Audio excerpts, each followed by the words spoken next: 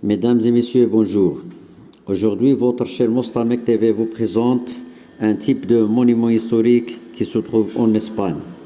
Avant tout, et pour que chaque nouveau vous arrive à temps, abonnez-vous.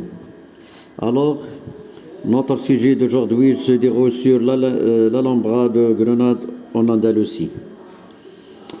C'est un ensemble palatial constituant l'un des monuments majeurs de l'architecture islamique, acropole médiévale, la plus majestueuse du monde méditerranéen. Situé sur le plateau de la Sabika qui domine la ville. Il se compose essentiellement de 4 parties incluses dans son enceinte fortifiée. L'Al-Qasaba, les palais Nasrid, le génératif, ses jardins et le palais Charles Quint.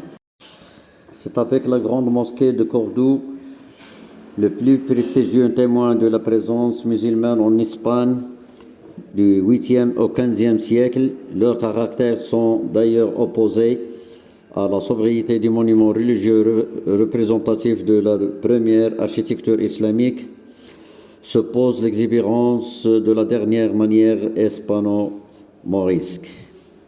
Celle-ci s'exprime en effet dans les palais des derniers souverains nasrides, alors en pleine décadence, et qui disparaîtront bientôt lors des derniers assauts de la Reconquista.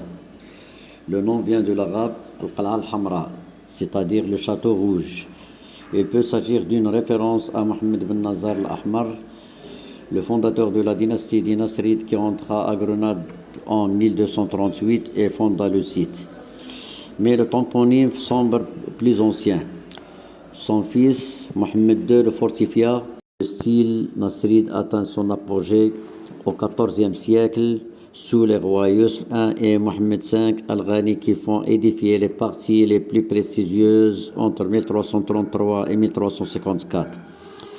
Chaque souverain reprenait le palais de son prédécesseur en édifiant de nouvelles parties, le modifiant à sa guise.